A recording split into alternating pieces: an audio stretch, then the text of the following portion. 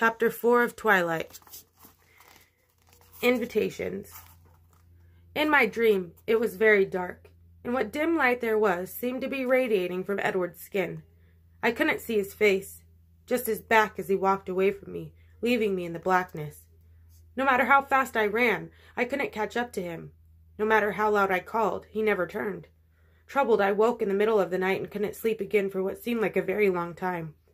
After that, he was in my dreams nearly every night, but always on the periphery, never within reach. The month that followed the accident was uneasy, tense, and at first embarrassing. To my dismay, I found myself the center of attention for the rest of that week. Tyler Crowley was impossible, following me around, obsessed with making amends to me somehow. I tried to convince him what I wanted more than anything else was for him to forget all about it, especially since nothing had actually happened to me, but he remained insistent. He followed me between classes and sat at our now crowded lunch table. Mike and Eric were even less friendly toward him than they were to each other, which made me worried that I'd gained another unwelcome fan. No one seemed concerned about Edward, though I explained over and over that he was the hero, how he had pulled me out of the way and had nearly been crushed, too. I tried to be convincing. Jessica, Mike, Eric, and everyone else always commented that they hadn't even seen him there until the van was pulled away. I wondered to myself why no one else had seen him standing so far away before he was suddenly and possibly saving my life. With chagrin, I realized the probable cause. No one else was as aware of Edward as I always was. No one else watched him the way I did. How pitiful. Edward was never surrounded by crowds of curious bystanders, eager for his first-hand account. People avoided him as usual. The Cullens and the Hales sat at the same table as always, not eating, talking only among themselves. None of them, especially Edward, glanced my way anymore. When he sat next to me in class, as far from me as the table would allow, he seemed totally unaware of my presence.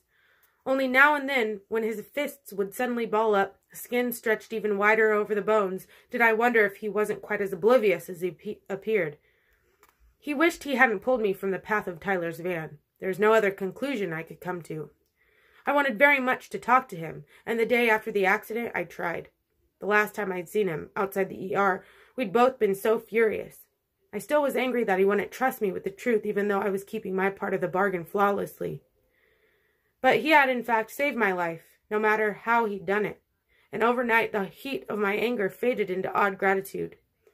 He was already seated when I got to biology, looking straight ahead. I sat down, expecting him to turn toward me. He showed no sign that he realized I was there.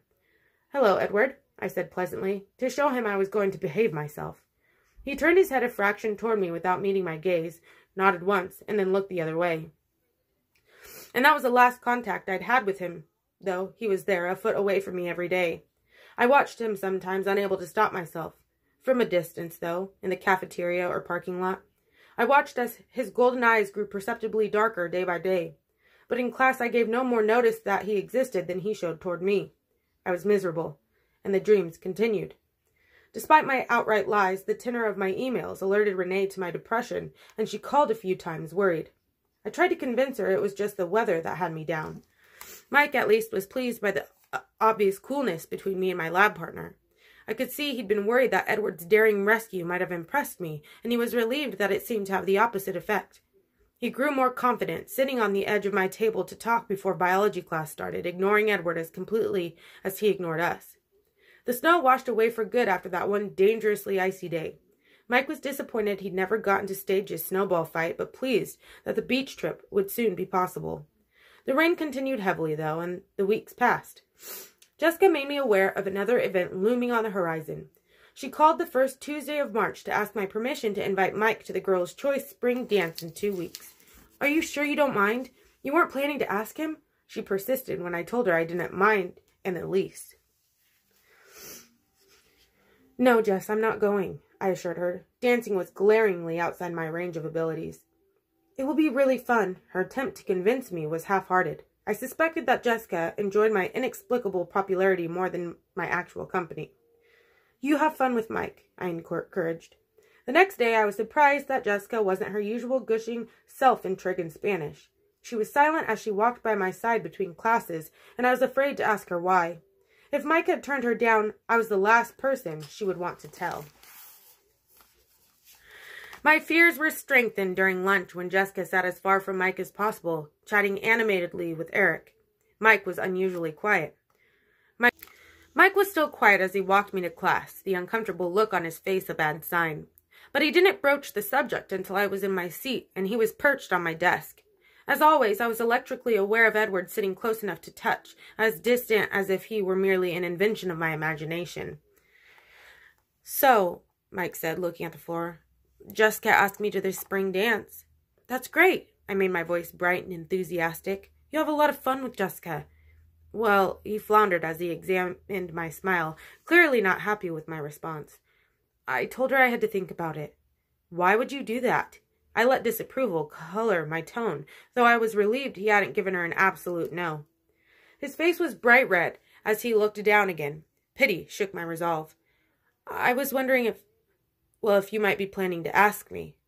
I paused for a moment, hating the wave of guilt that swept through me. But I saw from the corner of my eye Edward's head tilt reflexively in my direction.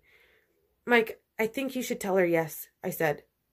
"Did you already ask someone?" Did Edward notice how Mike's eyes flickered in his direction? "No," I assured him. "I'm not going to the dance at all." "Why not?" Mike demanded. I didn't want to get into the safety hazards that dancing presented, so I quickly made new plans.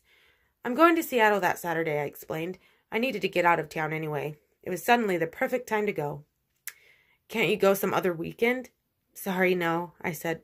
"So you shouldn't make Jess wait any longer. It's rude." "Yeah, you're right," he mumbled, and turned dejected to walk back to his seat. I closed my eyes and pressed my fingers to my temple, trying to push the guilt and sympathy out of my head.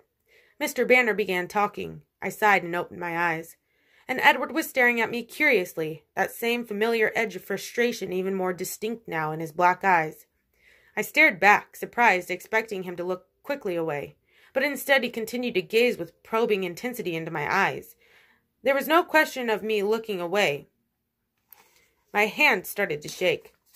"Mr. Cullen," the teacher had called, seeking the answer to a question that I hadn't heard. "The Krebs cycle," Edward answered, seeming reluctant as he turned to look at Mr. Banner. I looked down at my book as soon as his eyes released me, trying to find my place. Cowardly as ever, I shifted my hair over my right shoulder to hide my face. I couldn't believe the rush of emotion pulsing through me. Just because he'd happened to look at me for the first time in a half-dozen weeks, I couldn't allow him to have this level of influence over me. It was pathetic. More than pathetic, it was unhealthy. I tried very hard not to be aware of him for the rest of the hour, and since that was impossible, at least not to let him know that I was aware of him. When the bell rang at last, I turned my back to him to gather my things, expecting him to leave immediately as usual. "Bella." His voice shouldn't have been so familiar to me, as if I'd known the sound of it all my life rather than for just a few short weeks. I turned slowly, unwillingly. I didn't want to feel what I knew I would feel when I looked at his too-perfect face. My expression was weary when I finally turned to him. His expression was unreadable. He didn't say anything. "What? Are you speaking to me again?" I finally asked, an unintentional note of petulance in my voice. His lips twitched, fighting a smile. "No, not really," he admitted. I closed my eyes and inhaled slowly through my nose, aware that I was gritting my teeth. He waited. "Then what do you want, Edward?" I asked, keeping my eyes closed. It was easier to talk to him coherently that way. "I'm sorry." He sounded sincere. "I'm being very rude, I know. But it's better this way, really." I opened my eyes. His face was very serious. "I don't know what you mean," I said, my voice guarded. "It's better if we're not friends," he explained. "Trust me." My eyes narrowed. I'd heard that before. "It's too bad you didn't figure that out earlier," I hissed through my teeth. "You could have saved yourself all this regret." Regret, the word, and my tone obviously caught him off guard.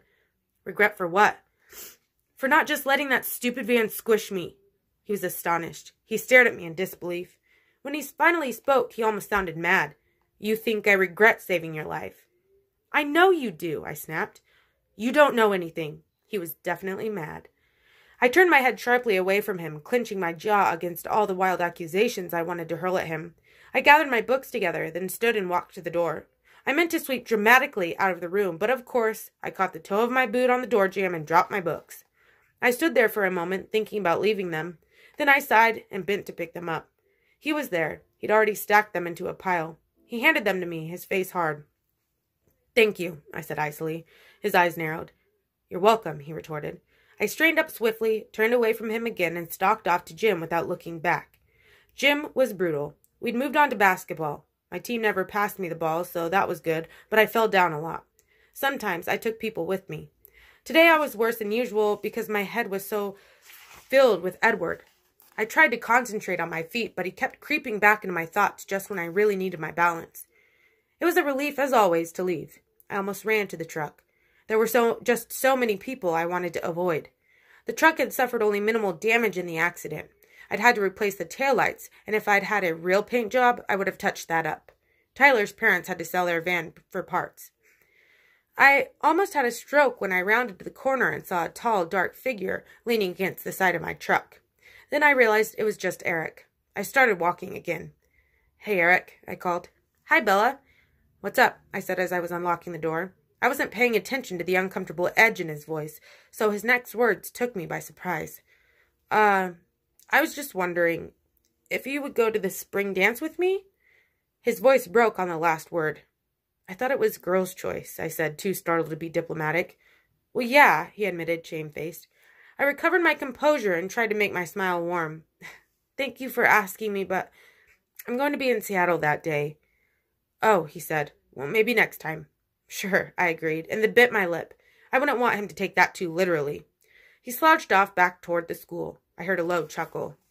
Edward was walking past the front of my truck, looking straight forward, his lips pressed together. I yanked the door open and jumped inside, slamming it loudly behind me. I revved the engine deafeningly and reversed out into the aisle. Edward was in his car already, 2 spaces down, sliding out smoothly in front of me, cutting me off. He stopped there, to wait for his family.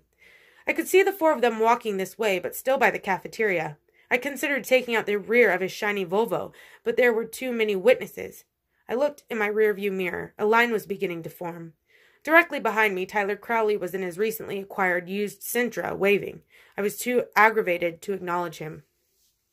While I was sitting there, looking everywhere but at the car in front of me, I heard a knock on my passenger side window.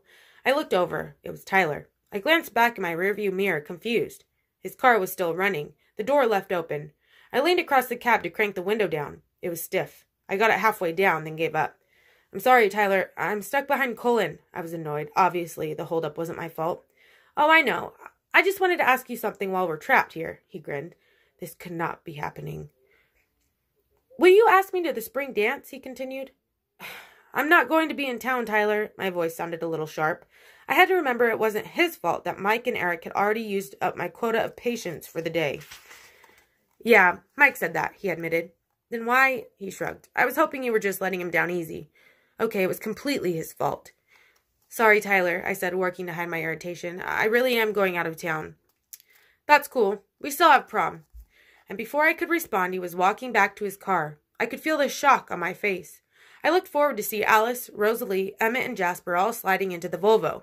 In his rearview mirror, Edward's eyes were on me. He was unquestioningly shaking with laughter, as if he'd heard every word Tyler had said. My foot itched toward the gas pedal. One little bump wouldn't hurt any of them, just that glossy silver paint job. I revved the engine. But they were all in, and Edward was speeding away. I drove home slowly, carefully, muttering to myself the whole way. When I got home, I decided to make chicken enchiladas for dinner. It was a long process, and it would keep me busy. While I was simmering the onions and chilies, the phone rang. I was almost afraid to answer it, but it might be Charlie or my mom. It was Jessica, and she was jubilant. Mike had caught her after school to accept her invitation. I celebrated with her briefly while I stirred. She had to go. She wanted to call Angela and Lauren to tell them. I suggested, with casual innocence, that maybe Angela, the shy girl who had biology with me, could ask Eric, and Lauren, a standoffish girl who had always ignored me at the lunch table, could ask Tyler. I'd heard he was still available. Jess thought that was a great idea. Now that she was sure of Mike, she actually sounded sincere when she said she wished I would go to the dance. I gave her my Seattle excuse. After I hung up, I tried to concentrate on dinner, dicing the chicken especially. I didn't want to take another trip to the emergency room. But my head was spinning, trying to analyze every word Edward had spoken today. What did he mean? It was better if we weren't friends. My stomach twisted as I realized what he must have meant. He must see how absorbed I was by him. He must not want to lead me on. So we couldn't even be friends, because he wasn't interested in me at all. Of course, he wasn't interested in me, I thought angrily, my eyes stinging, a delayed reaction to the onions. I wasn't interesting, and he was. Interesting, and brilliant, and mysterious, and perfect, and beautiful, and possibly able to lift full-sized vans with one hand. Well, that was fine. I could leave him alone. I would leave him alone. I would get through my self-imposed sentence here in purgatory, and then hopefully some school in the Southwest or possibly Hawaii would offer me a scholarship. I focused my thoughts on sunny beaches and palm trees as I finished the enchiladas and put them in the oven. Charlie seemed suspicious when he came home and smelled the green peppers. I couldn't blame him. The closest edible Mexican food was probably in Southern California.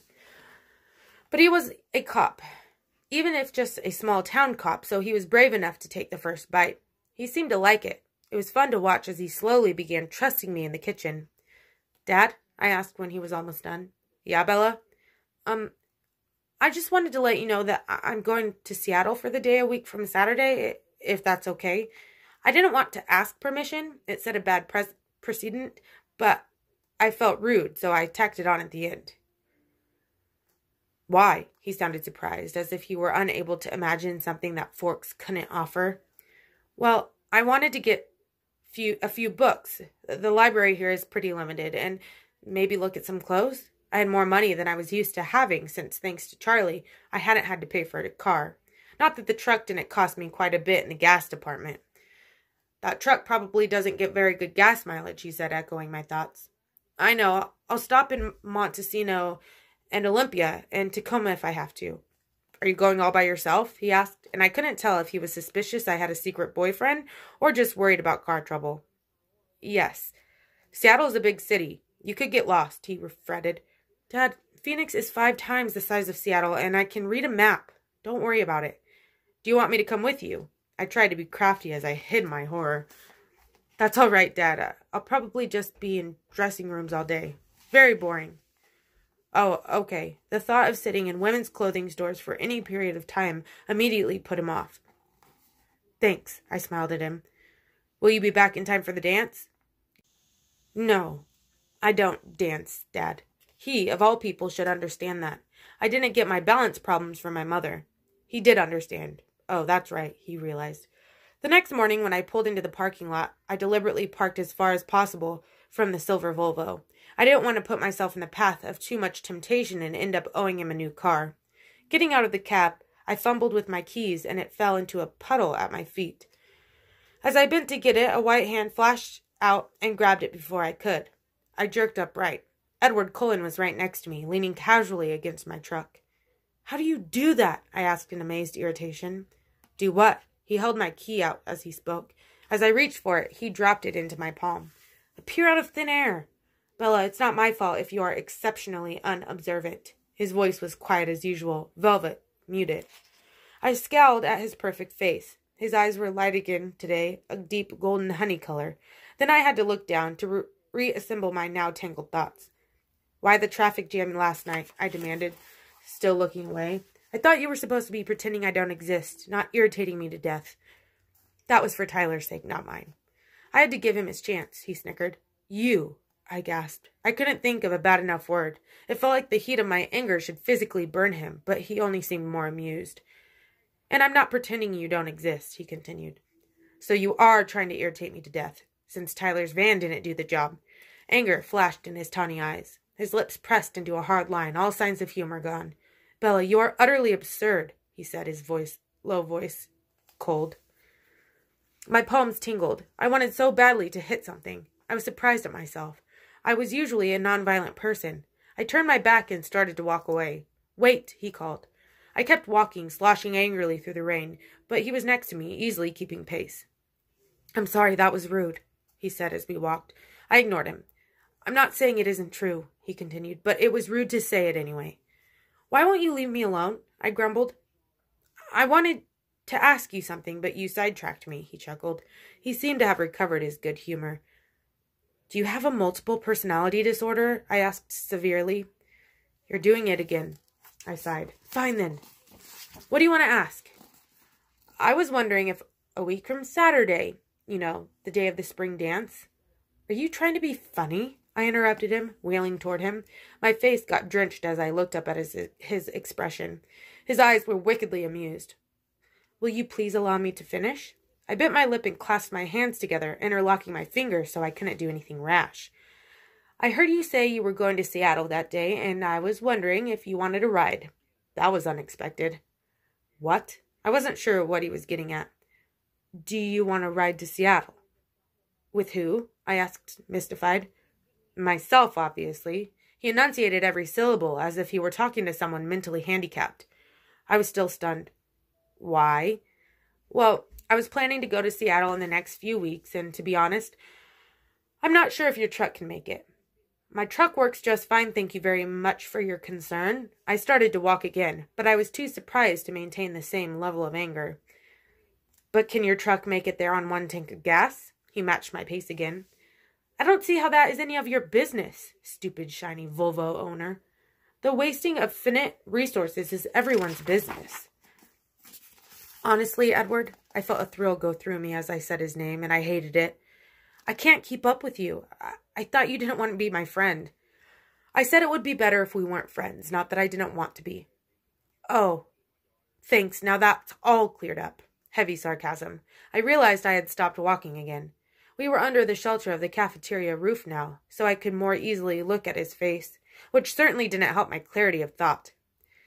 It would be more prudent for you not to be my friend, he explained, but I'm tired of trying to stay away from you, Bella. His eyes were gloriously intense as he uttered that last sentence, his voice smoldering. I couldn't remember how to breathe. Will you go with me to Seattle? He asked, still intense. I couldn't speak yet, so I just nodded. He smiled briefly, and then his face became serious. You really should stay away from me, he warned. I'll see you in class. He turned abruptly and walked back the way we'd come.